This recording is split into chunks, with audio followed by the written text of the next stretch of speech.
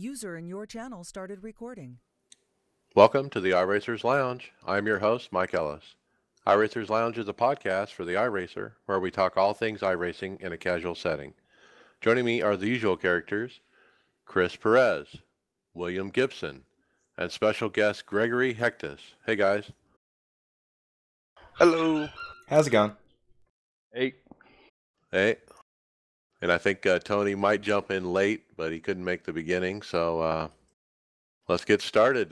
Talking to teammate Greg Hectus. You've been on the team with us at Tifosi for a while now, Greg, and the first time you've been able to get on the podcast because of your schedule. But let's learn a little bit about you. How did you get your start on iRacing, or when, and how did you hear about iRacing? Back in the day, my dad was a serious subscriber to like the PC Gamer magazine, and I happened to see an ad in it for iRacing, so I thought I'd try the go on the website, and I looked at it, and I saw the, I think it was a trial for the month at the time, so I tried it, and kind of got hooked right from that point on. And boy, that was 2009, 9 years ago. Yeah, it was pretty new then. That was back when you got almost half the content with just the first subscription. Right. All right, cool. And tell us, how often are you racing now, and what series are you running?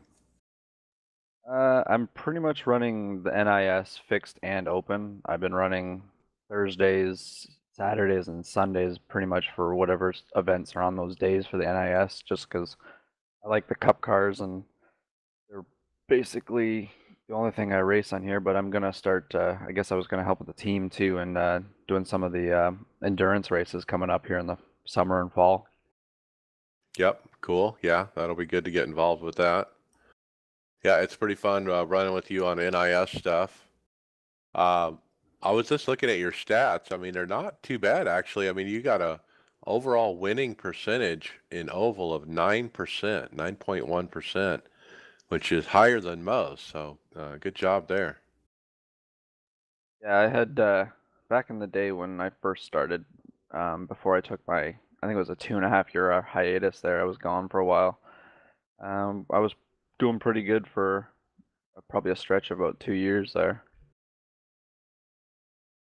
Yeah, so it looks like it was 2010. You got a lot of laps that year, 33,000 laps that one year, and boy, you were getting it done.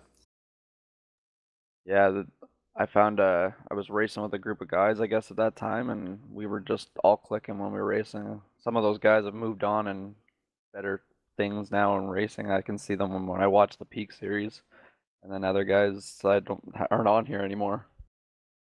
Yeah. All right, tell us about like your hardware. What type of wheel and pedals, and how many monitors? I've got a Hey, wake Fanatec up. CSL Elite PS4 setup going here with a Xbox hub and rim, and then I have the sequential shifter. I guess it's a or the 1.5 shifter, and then the inverted V3 pedals from Fanatec too. Hey, wake up. I'm only running on one monitor, which is basically a 55-inch plasma TV, and I've been running some external. I guess I'm running off my tablet for that or telemetry and stuff like that. Yeah, tell us more about what are you using for the third-party software? Like, what do you have on the tablet? And I've been using the sim racing apps stuff. I've been testing out the last while. I heard about the sim racing apps for you guys when you guys were on the podcast talking about the one time, and I've been using it ever since. And once I figured out how to get it on my tablet, I mounted it to the top of my wheelbase, and basically it's coming so handy in all the races. It's probably one of the best apps to use um, on a tablet, especially. now, how did you mount it specifically? Because that's not an easy design when you put it on top of a wheelbase. Well, actually, the good thing is the tablet that I have has a leather case that folds around it so you can stand it in the leather case. So I've just basically taken some Velcro and attached it to the base, and it's the way it's standing just from the Velcro holding it. Nice. Yeah, I have an iPhone 5S on my wheelbase.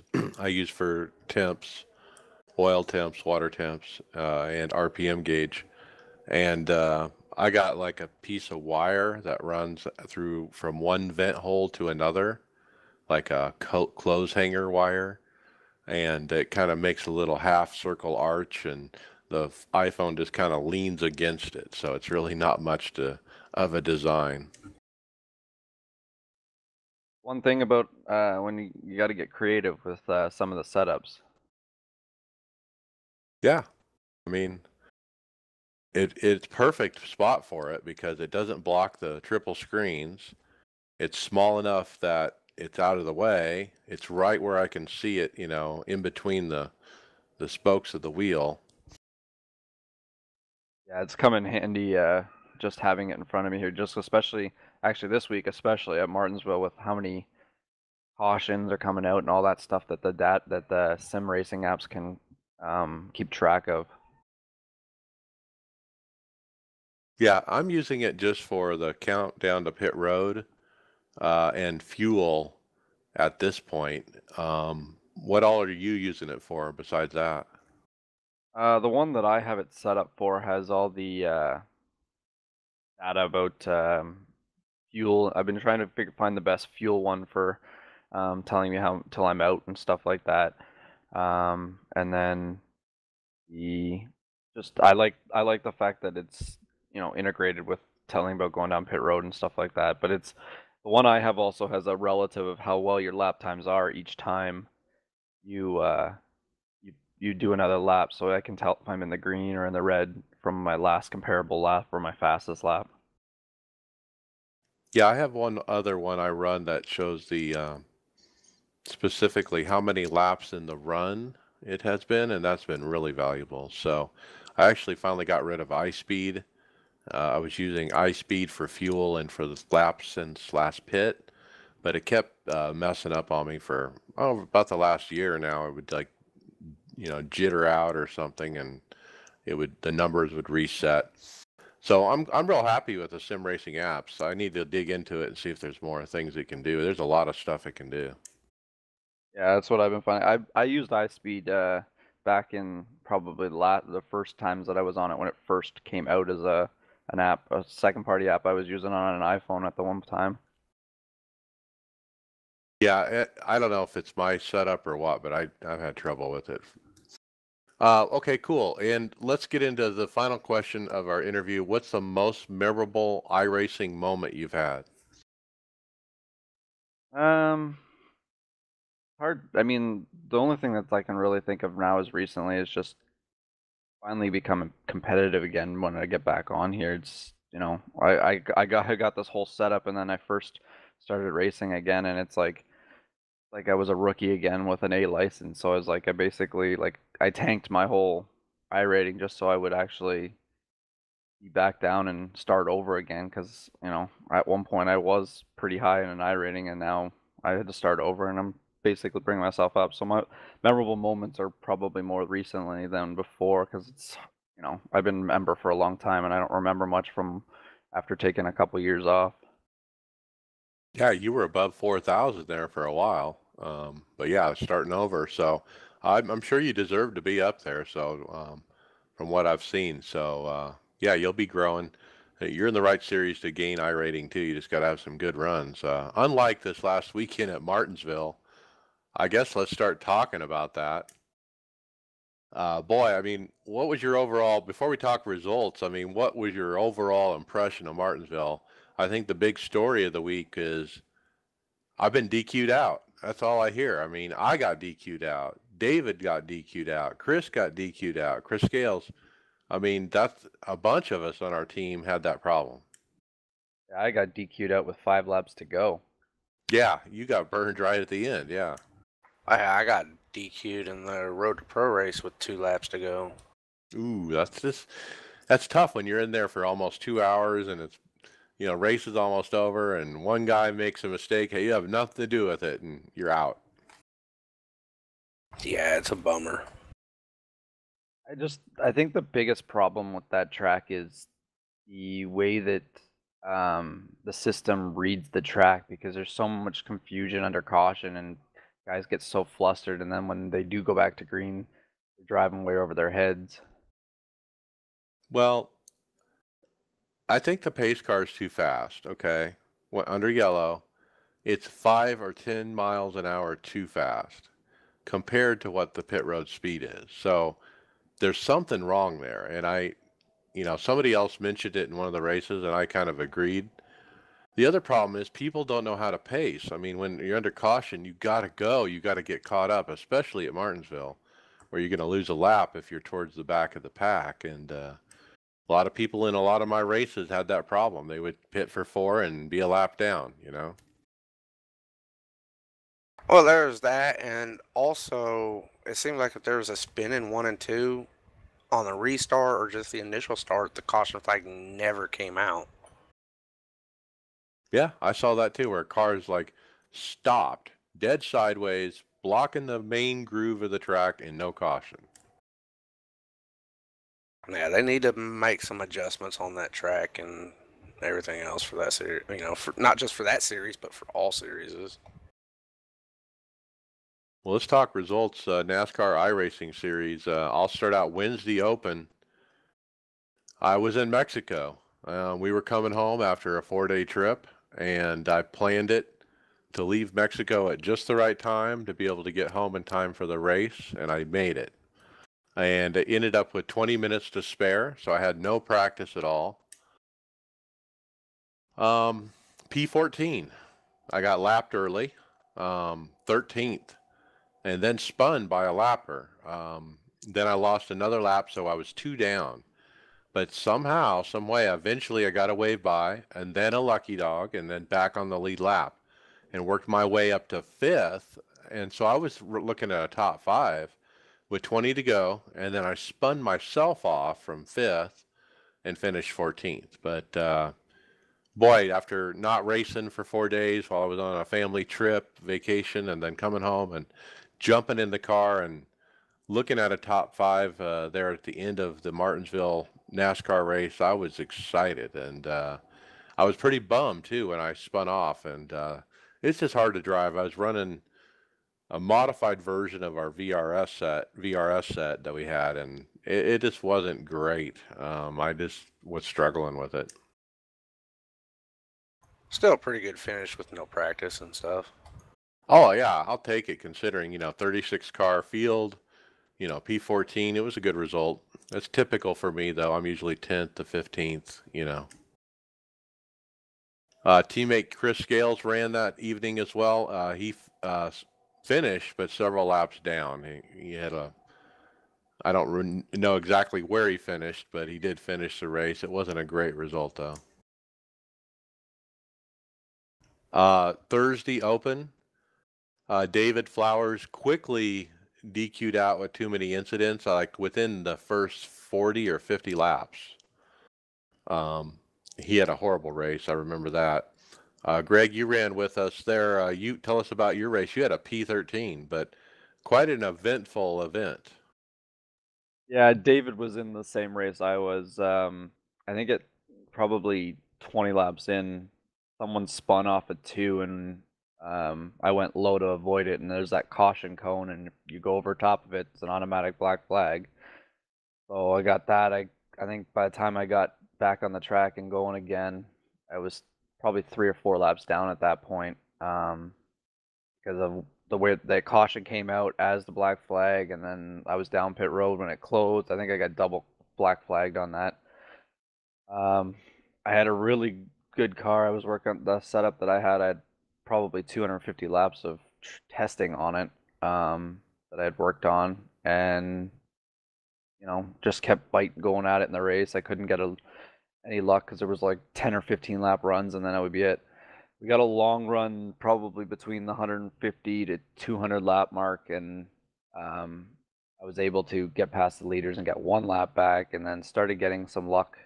And then at the end of the race, think I got caught on pit road again with it going closed or something, and then got another black flag, and I just couldn't make up any of the laps that I got down. But car was competitive. I was passing everybody on the track. I probably passed more cars than anybody else on the track, but it was a good race. It just sucked because of black flags.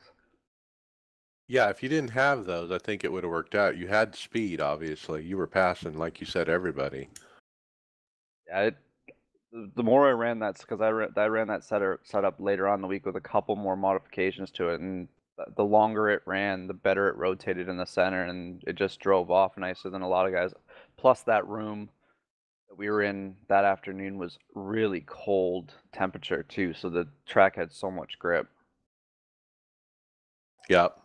And I was also running that set, which was different than the set I ran the previous day. It was from our anonymous donor friend, and I think, Greg, you made a few changes to it on top of that. But I was really happy with the set, and somehow, some way, I made top split.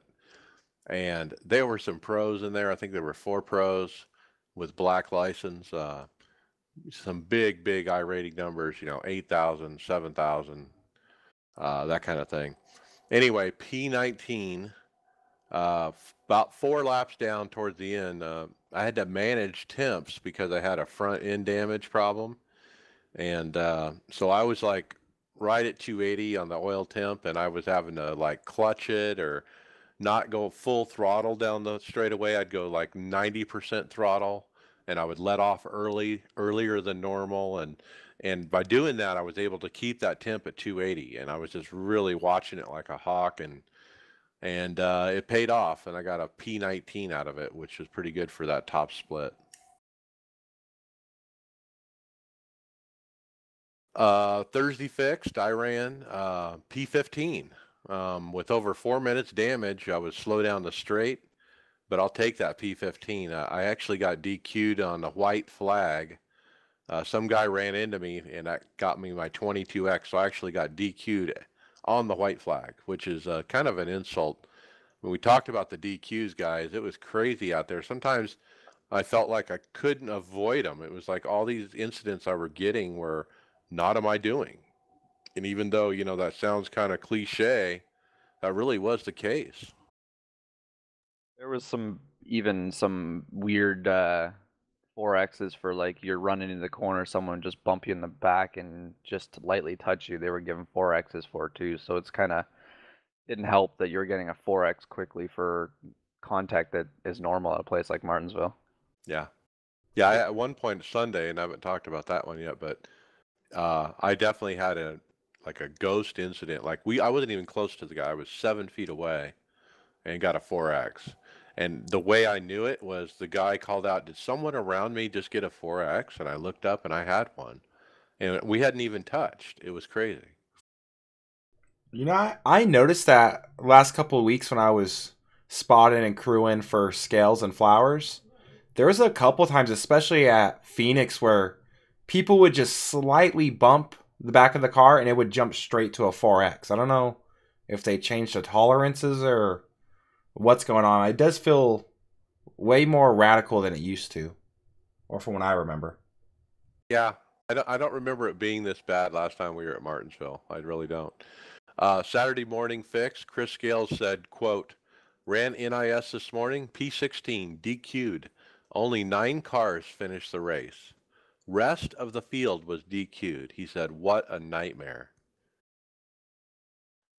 That's crazy. 36 cars start the race, 9 finish. That's it. That's pretty bad. Yeah. That is horrible. Well, it's different. I mean, like I said, it hasn't been like that in previous Martinsvilles. I don't think it was been that bad where, 20 some cars are DQing out. That's crazy. Greg, you ran Saturday that morning, P12. Yeah, and that was probably the best race I've seen all week. I think we had a spot in that race where it went 75, 80 lap without a caution. Then we had a caution and then quickly ran another 75, 80 laps. The race was probably done in about an hour and a half. The top 6 of us were within probably 2 or 3 seconds of each other the whole race, just running around. There was a late restart, and I was restarting the top 5 and got turned in the corner, and trying to gather it and straighten it out. It went down and over that cone again on turn 2 and got black flag. So ended You up. like that cone, don't you? Yeah, I've probably gotten more black flags from that cone than I've ever gotten, but yeah, it was a good race. The guys in that room, I find that the Saturday fixed morning races are really good quick races because the guys in there, um, it's a different field too with that. It's probably a lot of European time zone stuff that different guys that I don't normally race against. Yeah. All right, and then Sunday Open, David Flowers DQ'd out, and then you ran and got a P20, but you were battling for P2 right at the end. Yeah, I had been in probably the top 8 or so cars all day. I was battling.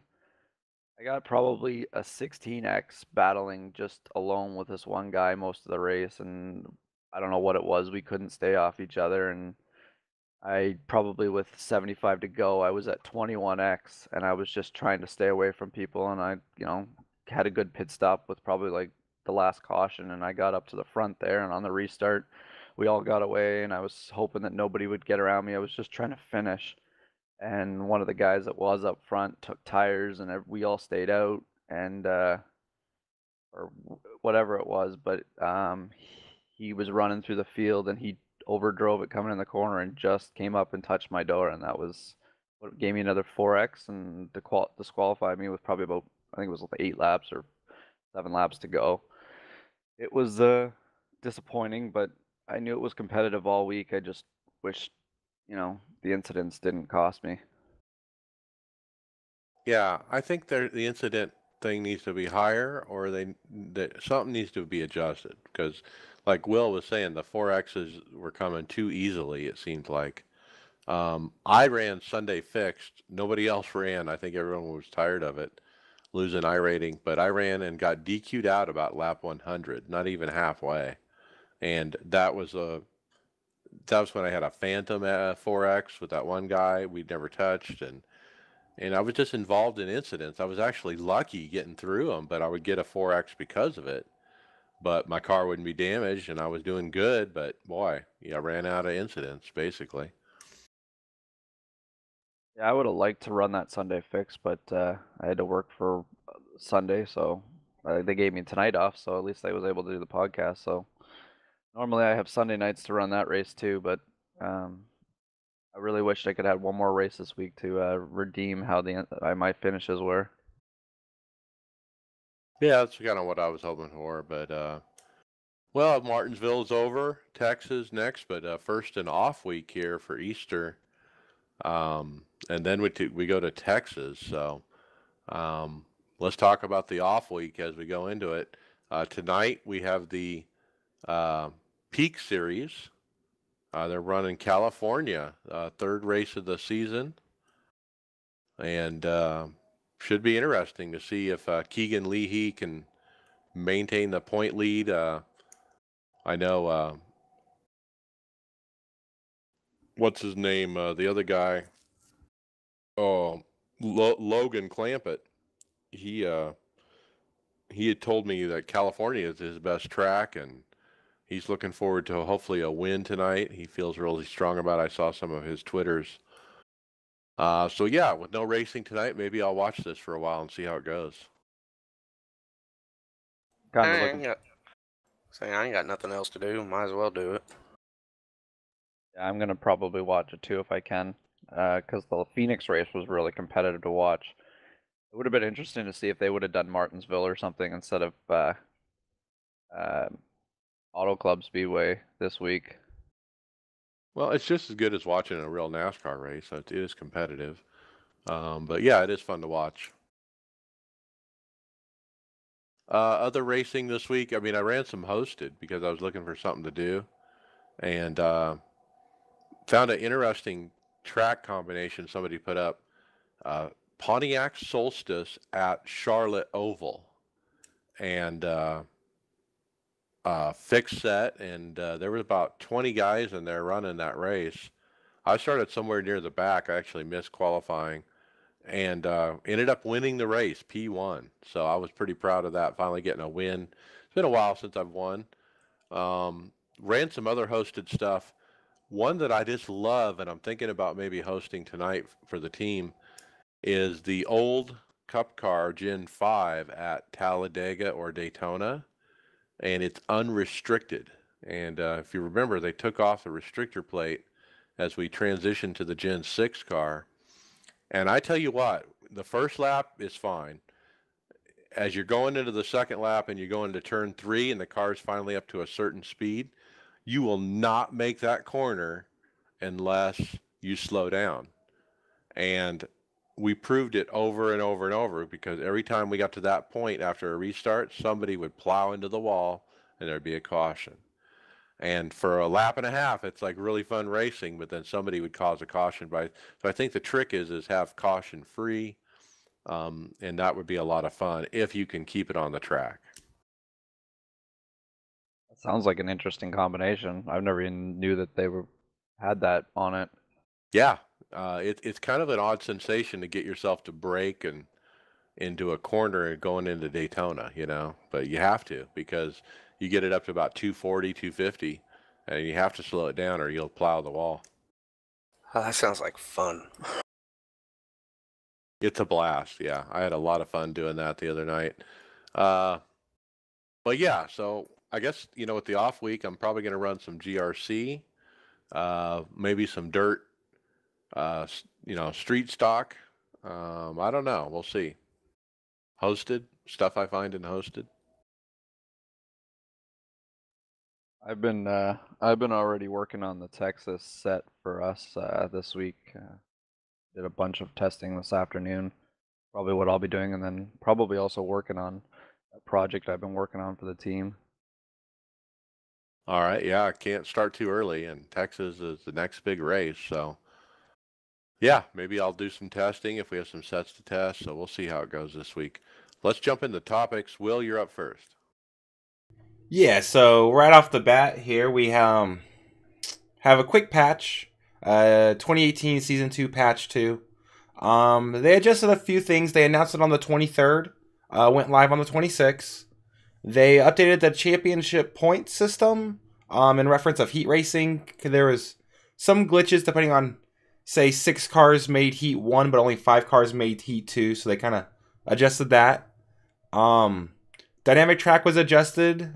Dust buildup via the car's aerodynamics has been adjusted, so tracks shouldn't get too dirty, or not as dirty as they were before, and a little extra water below the dirt surfaces, so that should increase grip on dirt tracks. The issues affecting the Oculus were resolved, and there's multiple updates to the Dallara IR18, among other changes which you could find in the forums. So just a quick little patch, nothing too crazy. Yep. I think, what was the big thing in the patch that they had to put it out for? I think it was the points. Because the points and the heat racing stuff were definitely screwed up, and so they had to fix it. Yeah, I didn't really see too much talk about it ahead of time. But yeah, if you're getting 11 cars in a race and 6 of them are getting points and 5 of them aren't because of the way the heat structure is, that's kind of definitely takes away the fun of it. So glad to see that's resolved. Yep. All right, cool. I'll take the next one here. GRC World Championship, the good, the bad, and the ugly, as they call it. GRC posted up on their website some updates about the qualifiers from week 1, and there were 7 splits.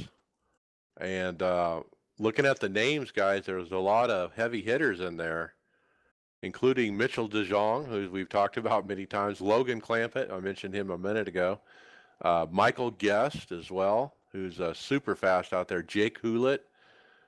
These guys are all oval peak drivers, and it looks like they're going for their second black license. Bobby Zielinski is another peak driver who's did well Yeah, I think one of the things that like they mentioned is Mitchell DeJong actually didn't win. I think it's the first time we've ever seen that. Yeah, he came in second to Logan Clampett, who got the whole shot at the start, I understand. Must have had a bad day for him not to win. Right. Okay, so that was reported by Red Bull. And as far as what happened wrong, I mean, the events did not go off flawlessly. We had a couple teammates in the race, Chris Scales and Philip Linden, and we were listening in carefully as they were running, and there was some confusion about the Joker lap, and it said the Joker lap was not forced. And so my teammate in their heat did not take the Joker and ended up with a penalty for it. And was that what you understood, William? I mean, what did the graphic show? Did it say 0 out of 1 or 0 out of 0? I believe the black box showed 0 out of 0. So by the feature event, most people kind of figured out that you didn't need to take the Joker lap.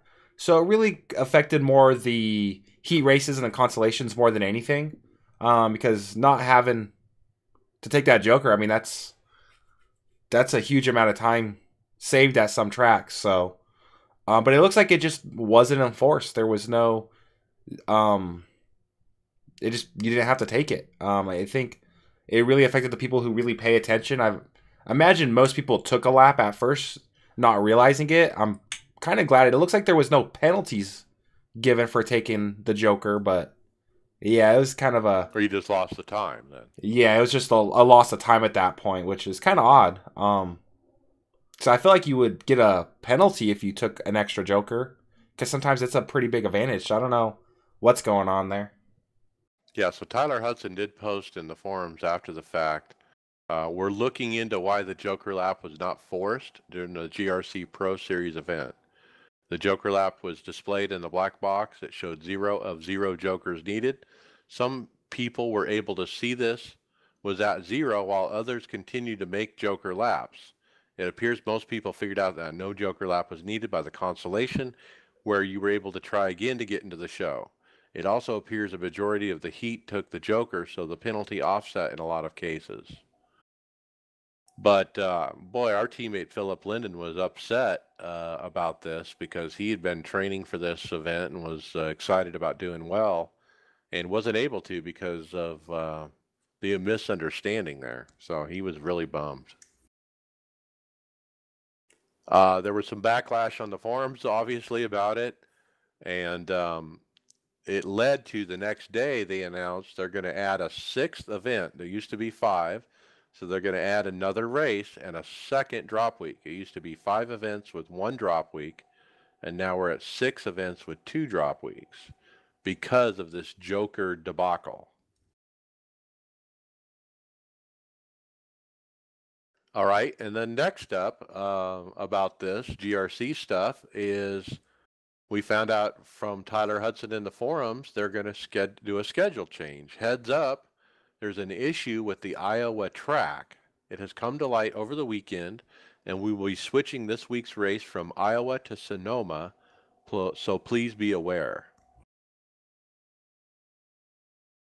I wonder what the issue is. Well, the problem with the Joker thing is they didn't configure the race to begin with. I mean, when they go and set it up and they put how many laps is the race, how many heats are there, how many people are allowed, and how many Jokers are there is one of the questions. They just blew it. They just didn't set it correctly.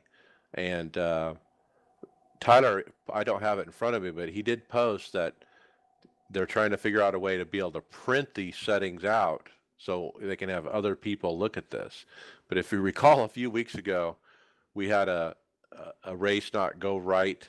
It was the first Road to Pro, and it had single file restarts, some other crap wrong.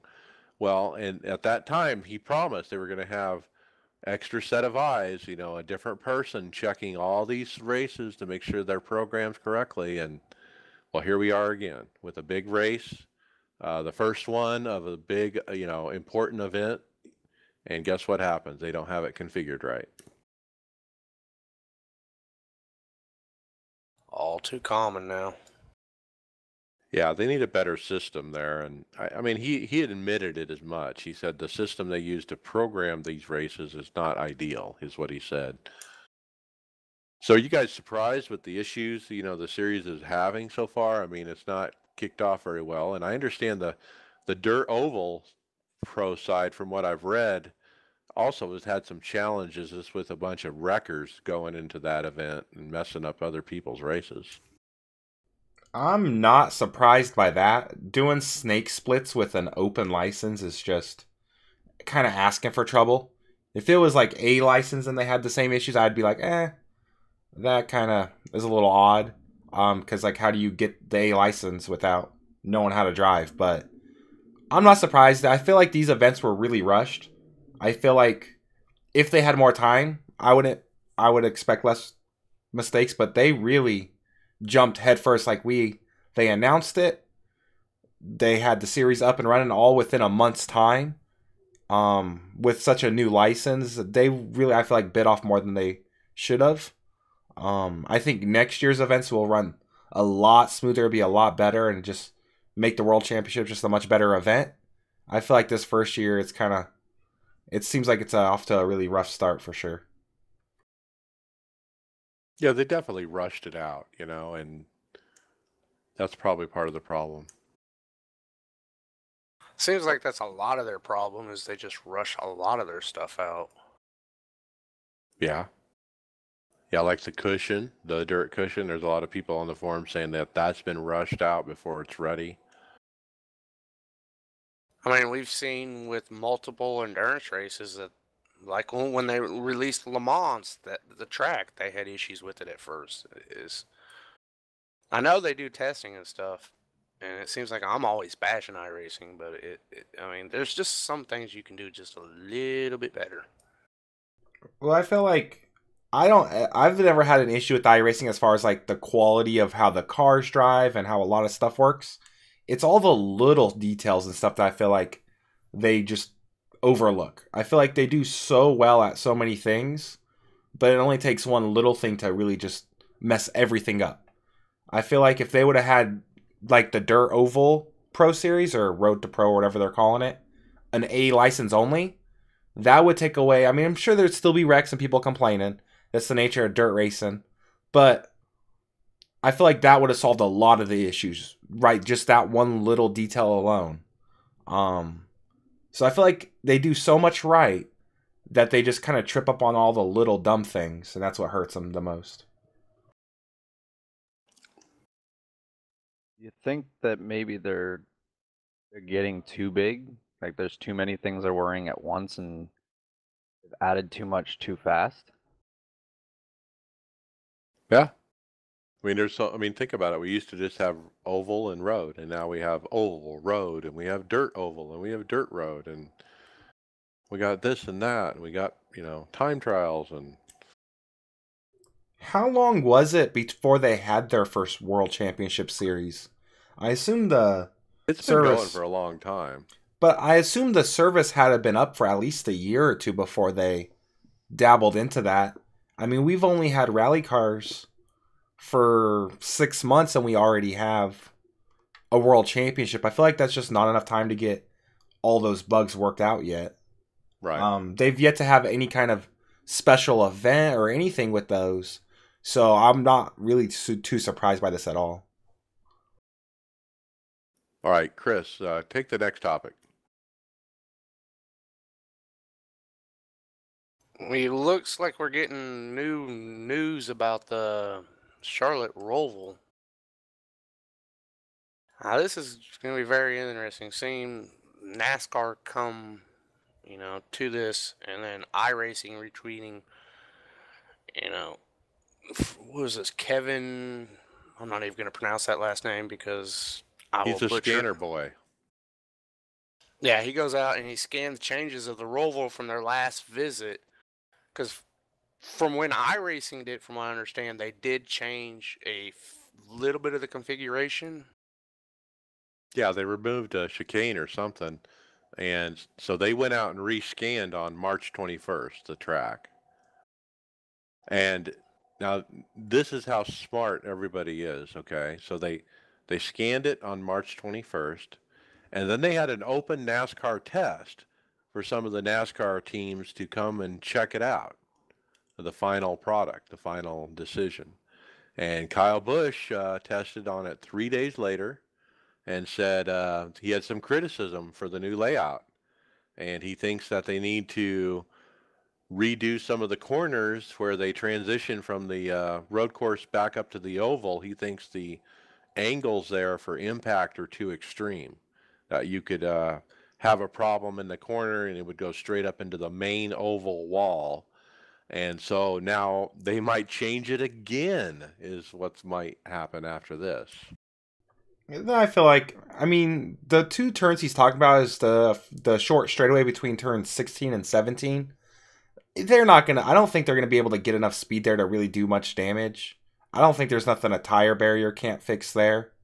Same thing between the straightaway between turns 7 and 8. I mean, if you think about it, Sonoma, they're up to 4th gear going head on into a sharp U-turn, are able to get it slowed down and turned, and they're not worried about hitting the wall there. So I feel like that's Kyle Busch just showing his age. No, I mean, I've ran many road course races on that infield here in iRacing, not under this configuration, but just under the iRacing configuration. And it doesn't matter what car you have, that transition coming through 7 into 8 onto that banking, you can hear the cars just slam the pavement. So I could see these cup guys bending the front splitter, tearing up, essentially bending a car in half. It could be very easy here. I think where that corner is in relation to coming into the corner on the banking is too great, and they need to change that a little bit there. But how? I mean, you got to run oval races there too, so. Well, so do they just use more of the apron at that point, or? I honestly think that's the only way you're going to get, around from slamming the splitters and bending everything, is just to let them run that apron through 1 and 2 and then gradually work up, coming onto the backstretch. I've seen this in the NASCAR heat game, and I know we mostly talk about iRacing here, but in the NASCAR heat game, they have this configuration, and that chicane on the backstretch, what's the purpose of it? It's just, you can't pass. I understand they're trying to cut down passing and stuff, but it's going to be a very, very dangerous corner. Oh, yeah, slowing down after being on the oval you have to go down to 40 mile an hour or something. There's that, but there's, if it's what they've depicted in the NASCAR heat game is what they're going to do in iRacing and what they're going to do in real life. You can't go in there too wide. You have to be single file going into there. Kind of like Daytona then, when they do the sports cars on Daytona. Yeah, in the bus stop. Yeah, similar to that. Well, but there you could get away with going in too wide. Here, I don't think you can.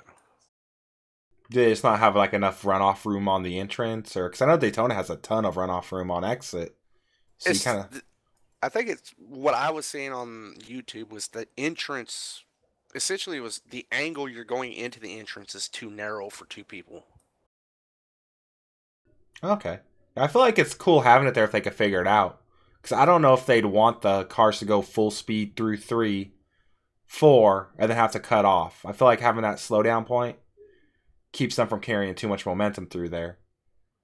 Yeah, especially for 15 and 16, 17, that combo. I just want to see turns 1 and 2, actually. I mean, iRacing, there's a lot of deaths there, so hopefully we don't see no deaths in real life, but. Well, my concern is we don't have to scan the track again if they change it because of what Kyle has said, because that'll just delay us getting it. So they got it scanned. Hopefully we'll get it soon. All right, Greg, you want to pick up the next topic?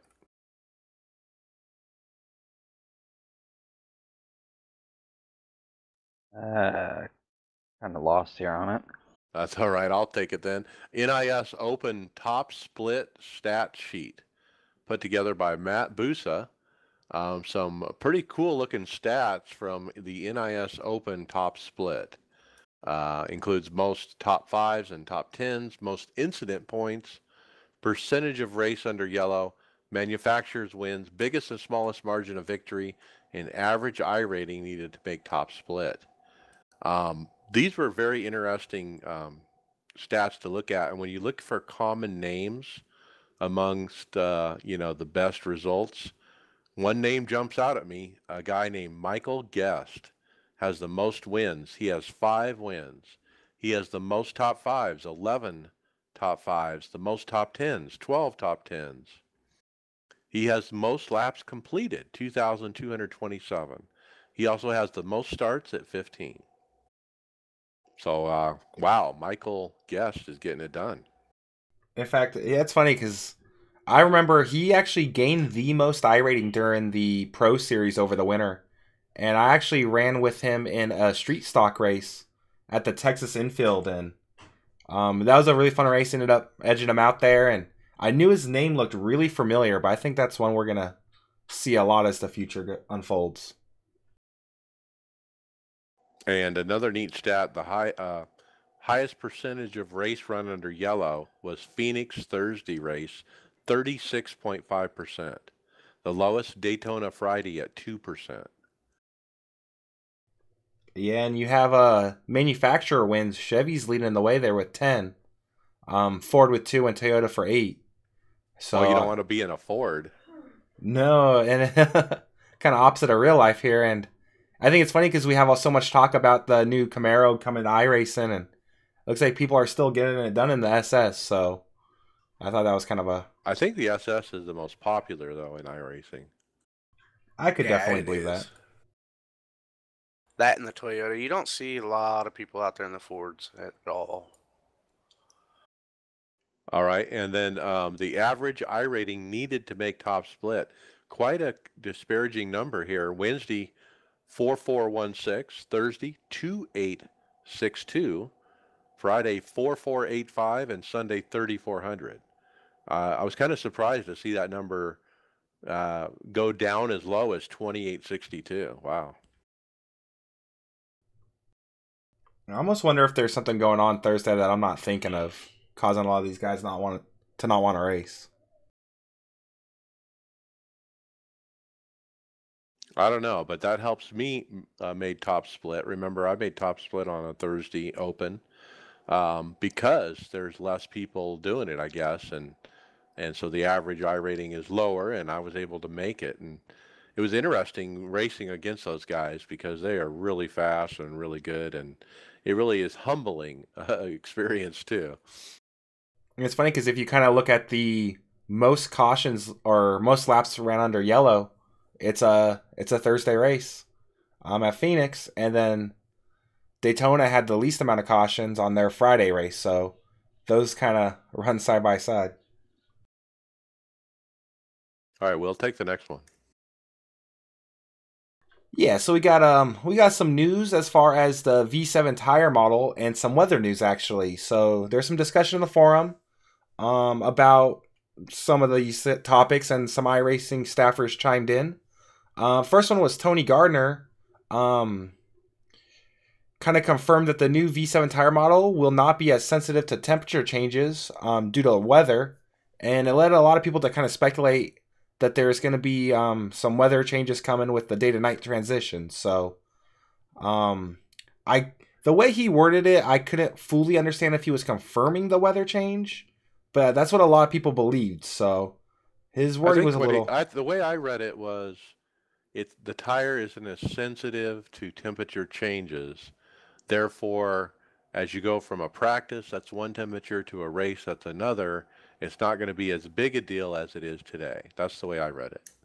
Yeah, that's kind of how I read it, because the initial conversation was about why our practice is so much cooler than race conditions. But kind of after he posted that, a lot of people were really talking about weather changing. So, but we also have confirmation from Steve Reese that the V7 tire model doesn't support dirt. So don't expect any kind of tire wear on the dirt side for a little while. He said, quoting him here, "This likely won't happen until after we start to see the V7 tire appear on the pavement side." So I know and he's talking like 6 months or a year after that. Yeah. Yeah, there was really no ETA on that at all. Yeah, he said like 6 months, a year, maybe more. But I know about 3-4 months ago they mentioned the cushion was their primary concern, with tire wear second. So I don't think it'll be that far out. Hopefully, maybe some wishful thinking. But yeah, not gonna be part of the V7 tire model update. All right, Chris, you want to take the next one? Yeah. Looks like John Welch posted in the forums, and I was just reading a little bit on it. He was asking about satellite radio or satellite internet and iRacing as a option for iRacing. And Randy Cassidy posted that for the signal to get from him to the satellite and back to to Earth is about 240 milliseconds, which isn't really that much in the grand scheme of things. But when we're talking about racing with other people on a server, that's quite a bit. Satellite internet would be okay for online testing or off testing, like Randy said, but it's not reliable enough for racing on servers with other people around. So the latency is just too much to successfully work with iRacing. Yeah. Right. And latency means the delay, There's a delay from when you push enter on your keyboard to the moment, iRacing gets it on their server across the internet. And the delay is extreme when you're using satellite internet. Yeah, so somebody doesn't have internet where they live and you want to use satellite, it's not going to work. Yeah, I mean, you got to think the signal's got to go, from iRacing up to the satellite. So wherever the servers are going up, then to that satellite, and then finding you at home, and then sending that. It's a bad idea. We've seen connection problems on the server, and it's just bad. Yeah, he said, quote, "We won't even try to help you make it work." Yeah. I mean, I understand some of these rural areas don't have access to internet, but that's a way bigger problem than what iRacing can do right now. Right. I mean, DSL, I mean, if you can't get good internet from your cable company, DSL's fine, but you want cable or at least, good speed. The satellite internet's not going to be there. Right. All right, Will, what's next? So Ricky LeDuc posted up in the forums asking, was racing better before the cushion update? And we got some results. 36% of people with a total of 60 votes said yes, we should go back to it. And 64%, which 107 votes said no, it's better now. So a lot of debate in the dirt racing community as far as whether the cushion update was good or not. Have you guys ran it at all yet, or any thoughts on that? I haven't, but I've read some of the debate, and the debate is it's all single file around the top now, and that's the only way to get around the track, and it's ruined the racing because of that. But now the bottom doesn't work, and so that's really what that's what I hear a lot of people saying about it. So I haven't tried it myself, so I really can't say one way or the other, but I think, Tyler has said they're working on it. It's a work in progress, and he kind of indicated that they're going to have better updates to make it more better than it is now, but it sounds like it's a single file situation. Prior to the update, it was pretty single file around the bottom, so I feel like it's still not perfect. I feel like they need to find a good balance between having the bottom grippy and having the top set up. Which I feel like they try to do a little bit with that dynamic track change. They added more water, right? Yeah, around the bottom, which should leave it grippier longer. I feel like it's just the nature of how dirt racing is. I think the key is knowing when to make that transition from the bottom to the top. I did a World of Outlaw late model race earlier today, and I wasn't quick at all, but there was a definitive point in time where I was like, wow, I've lost 3/10 on the bottom. I need to move up the track and instantly picked up that 3/10 back. So I feel like it's definitely better than it was. It's still not perfect. They're moving in the right direction. You just have to really be aware of, like, when do I jump to the high side and when do I keep it on the bottom? Because there is a small transition window of a lap or two. But once that top groove kind of kicks in and the bottom goes away, yeah, you're left hanging there on the bottom. So I think they moved in the right direction. It's perfect, no, but definitely in the right direction. Yep. All right, next topic, Martinsville's Blues. And this is to highlight a forum post that just went wild. We've already talked about this, but it's the DQ thing where we get DQ'd after 22 incidents. And I'm telling you what, 14 pages of forum post about this problem. People complaining about it, people giving ideas about what to do about it. I mean, it's a complicated problem. I almost, like I said before, I think we just need maybe a few more, maybe make it 28, maybe 30 incidents, because it's just too easy right now to get a 4X. You know, and it's going to sound silly, but on the dirt side, it's kind of tough to get a 4X. I did a pro late model race last week and started 6th, went back to 9th, got in an incident where everybody checked up in front of me and I couldn't see. I drove right underneath the guy, jacked his rear tires all the way off the ground, and got a 2X. In my opinion, that it really should have been a 4X on my part, being fully honest. Now, on the flip side, I got 3 more 2Xs from people hitting me in the back under caution, which was kind of frustrating, but I feel like they really need to just work on the tolerances of what a 4X and what a 2X should be, because it seems like a 4X is really, really hard to get on the dirt side, but super easy to get on the asphalt side. Yeah, you're right. It just needs tweaked a little bit, you know. If they do that, or if they can add the incidents, you know, to compensate. But this Martinsville did not go like previous years' Martinsvilles, guys. I don't remember this being this big a problem. And we had a lot of people speak out about it. I wasn't the only one. I'm not a bad driver. I got DQ'd out more than twice this week. You know, there's something wrong. Yeah, it seems like whenever they last adjusted the model for the GRCs in the dirt, that's seems to be when that problem popped up on the pavement oval side. Yeah, because there was a point in time, I know when GRC came out on dirt, I never had X's. Like, you could ram, flip the car over 50 times, and it was 0X. But as they increase that sensitivity, I don't run enough NIS to really notice the correlation, but I feel like there is definitely probably some relation there, because they've adjusted it on cars before, and stuff's messed stuff up before on iRacing, so I wouldn't be surprised. All right, Chris, next up. All right, well, looks like the other day on the 22nd, Brett Black posted in the forums, I forgot to save a log, but last night we had a server of 33 entries. For most of the replay would be stuck in slow motion watching it at live. Or at live speed, and you would look like you were watching in slow motion. So he had it on live, but it was in slow motion. So yeah, I've never messed enough with this replay system, so I don't. It's broken. This. There's a lot of people who said, yeah, I have the same problem. But apparently, if you start doing rewind, fast forward, slow motion, it somehow gets stuck in slow motion and you can't get it out of it.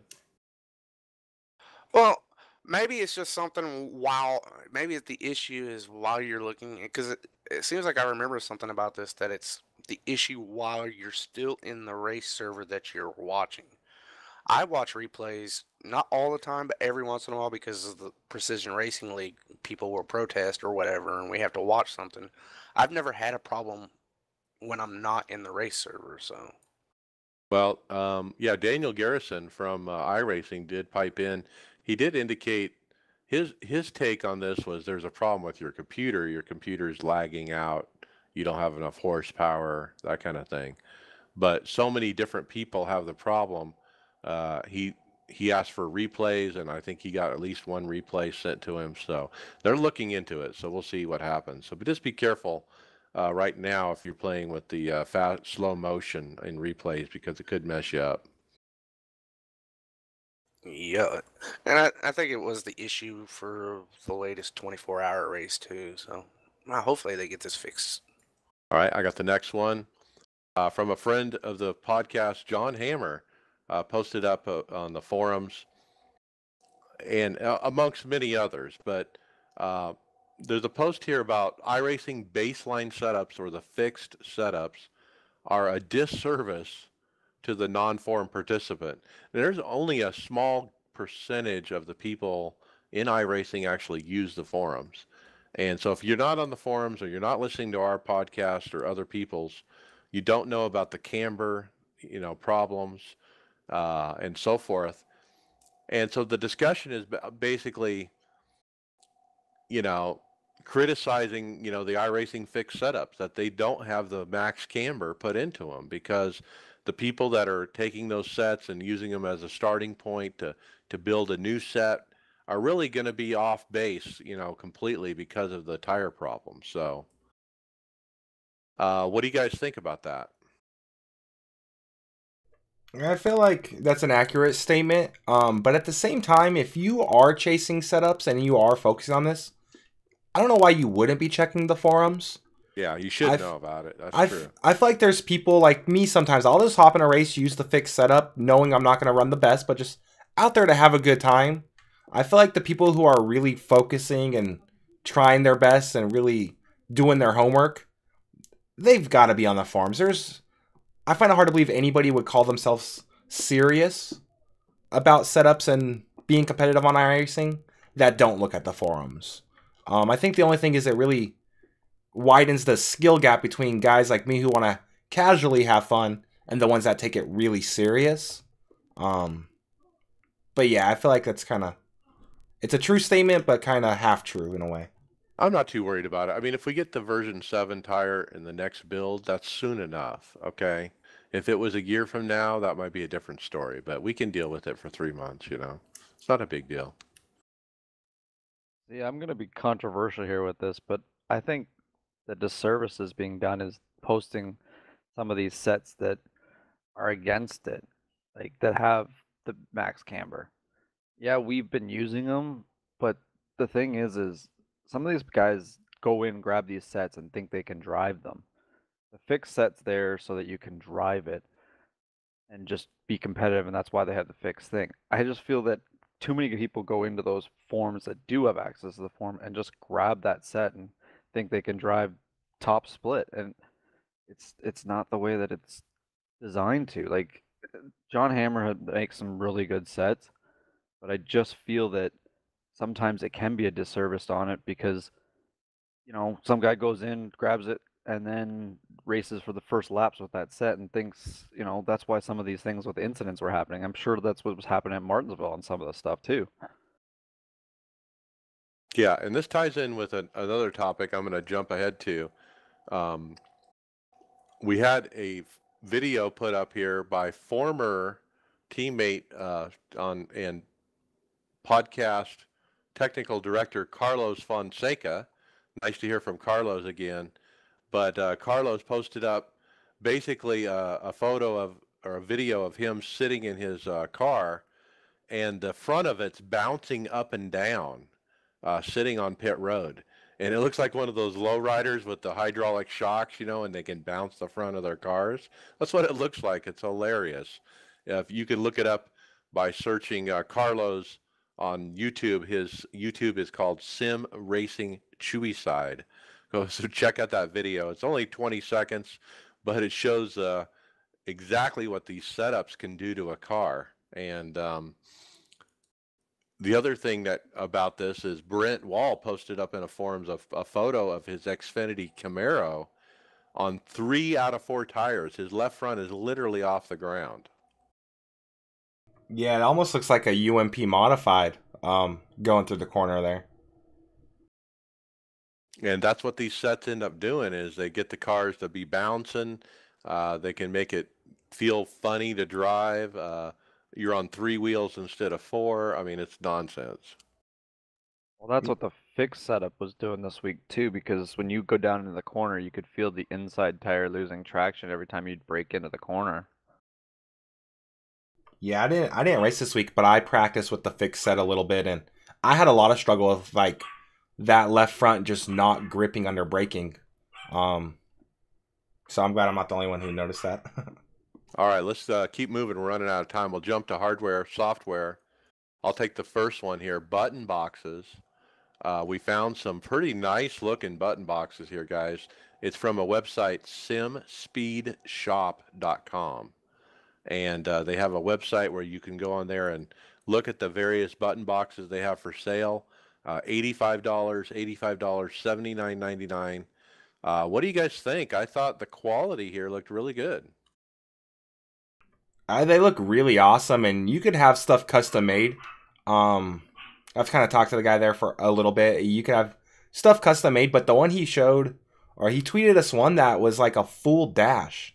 Had like a real life tachometer, oil, water temp gauge. On one side, right, and then other gauges on the other. Yeah, and if all those gauges worked, that's way better than using your cell phone. That's awesome. It looks like an actual NASCAR old style, RPM gauge. Yeah, so they seem to make some really, really nice looking stuff. I'm gonna get a button box here before too long, and I'm definitely probably gonna pick up one of theirs. Yeah, this is definitely on par with like Derek Spears Designs. He does some really good button boxes. From the pictures I see on their website here at Sim Speed Shop, it looks like a similar quality, but a more affordable price. I mean, not a bad price for $85. All right, Will, what's next?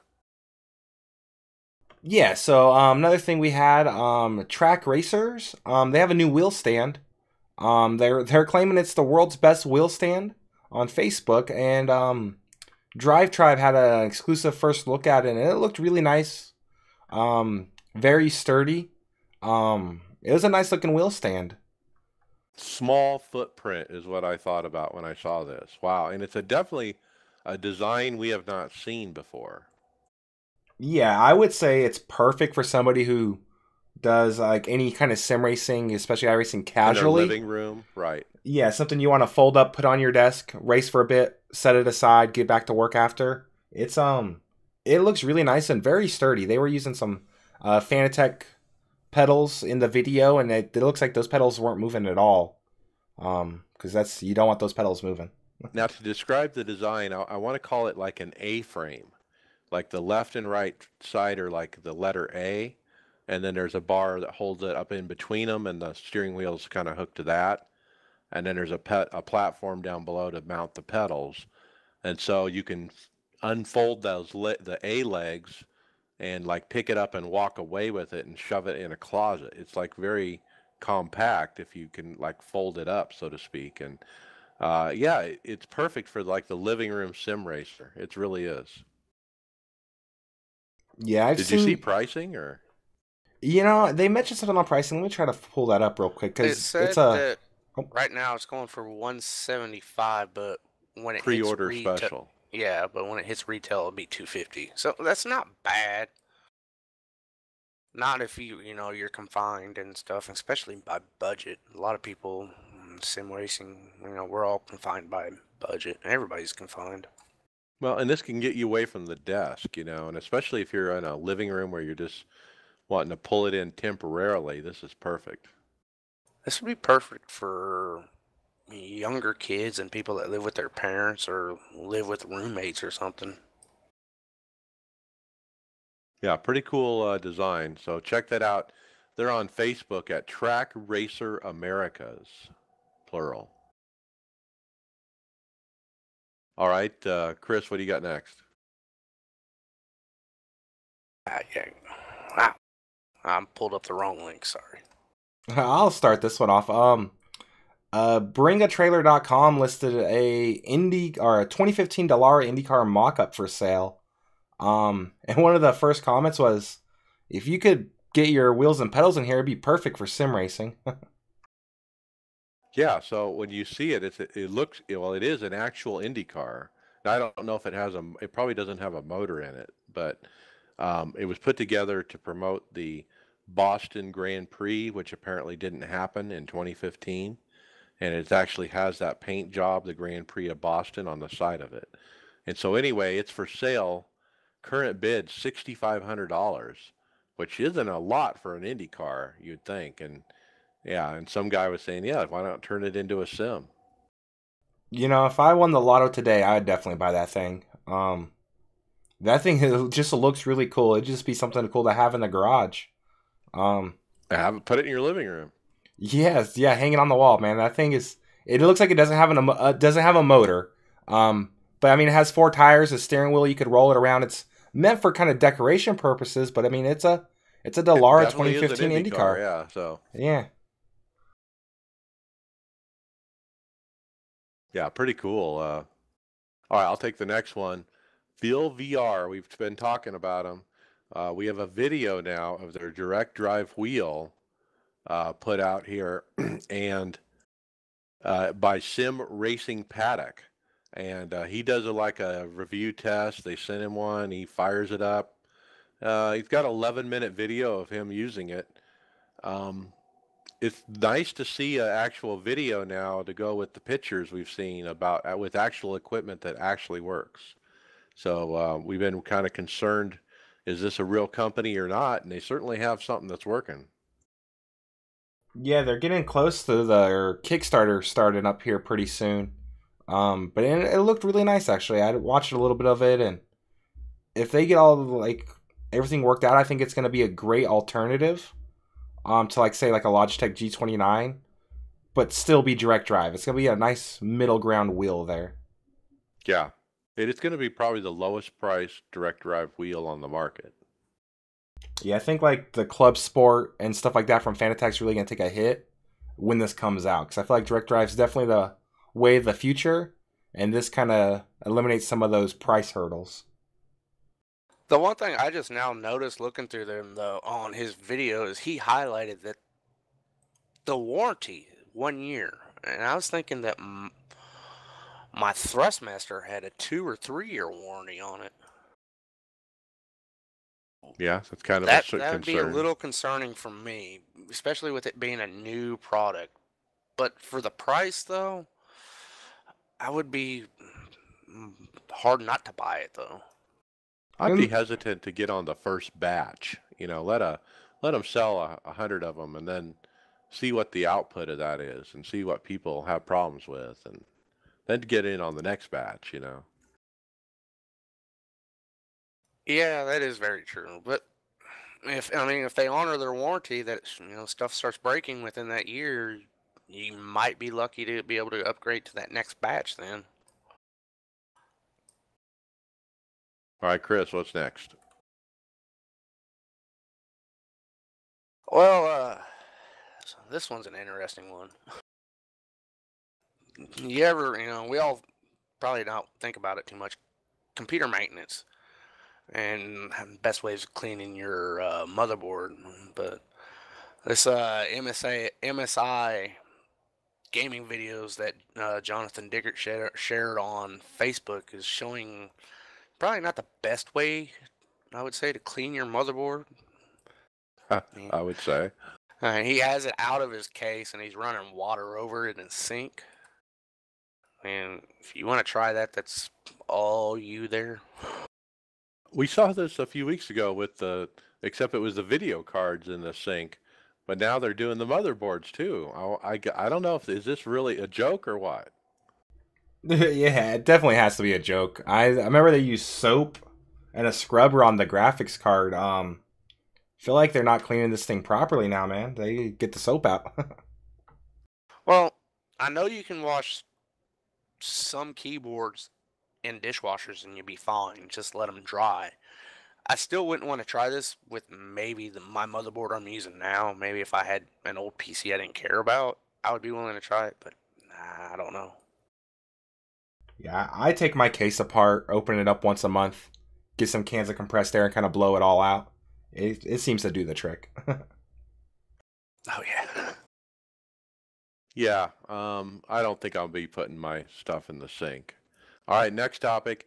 NVIDIA, their high definition gaming displays that are 4K with 144 hertz are expected to finally launch in April after being announced a long time ago back at CES 2017. We did cover this on the podcast back then, but they're finally going to be for sale here. There's going to be two of them bearing almost identical specifications. They're going to be the Acer Predator X27 and the Asus ROG Swift PG27UQ. And boy, these are going to be cool. I mean, if I was getting triples, man, I'd be looking at this. I don't know how much they are, but man, that'd be cool. 4K triples.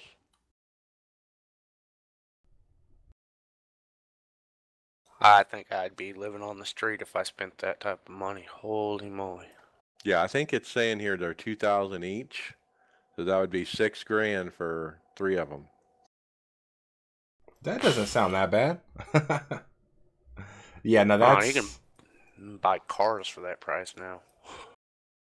And you got to have a video card to run it too, but they're kind of talking about the NVIDIA Titan to go with it, the Titan V. But man, that's something else. Like, having 4K computer monitor. We've had 4K televisions for some times, but now we have the 4K, and then at 144 hertz too. It really doesn't get better than that.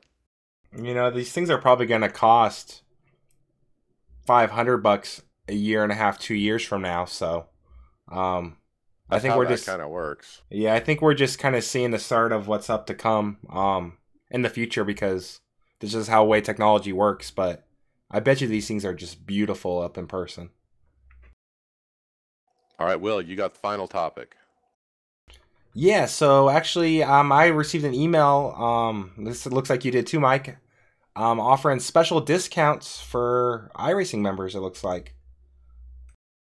Yeah, they sent it out to everybody. Raceway. I got it. If you were on iRacing, you got an email too. Yeah, I'm actually pulling the email up right here. But yeah, no, Race Virginia, kind of leader of Chaos Crew in the Peak Series.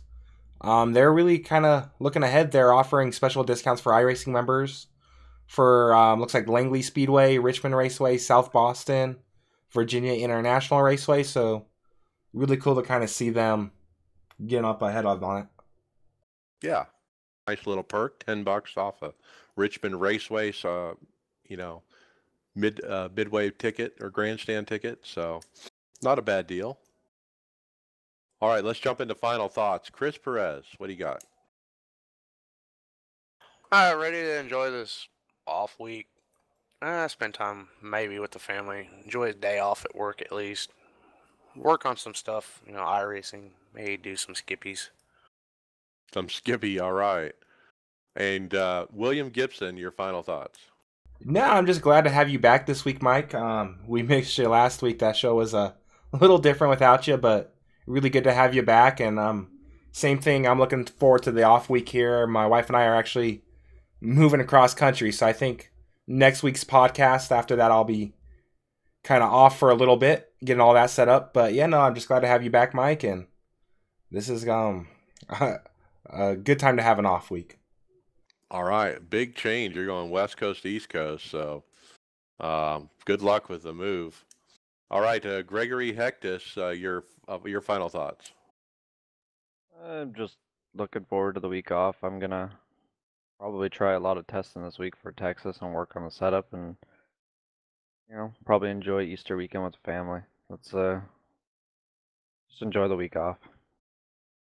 Yeah, well, thanks for coming on. You've been with the team for a while, and I've actually volunteered you to be our lead setup person, and you've done a great job with that, working on incoming sets that come into our team as well as tweaking them, and I do appreciate your involvement there, Greg. So thanks for coming on the podcast. My final thoughts, yeah, I mean, last week was different, as Will said, without me, but I think the guys did a great job, getting the podcast out. I mean, I've always thought this is a group effort.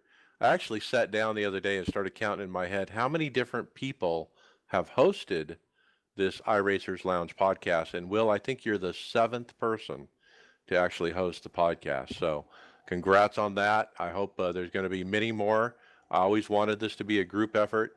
And so with it to be able to continue without me in the presence, I really do appreciate that. And the guys did a great job getting it done. So thank you for that.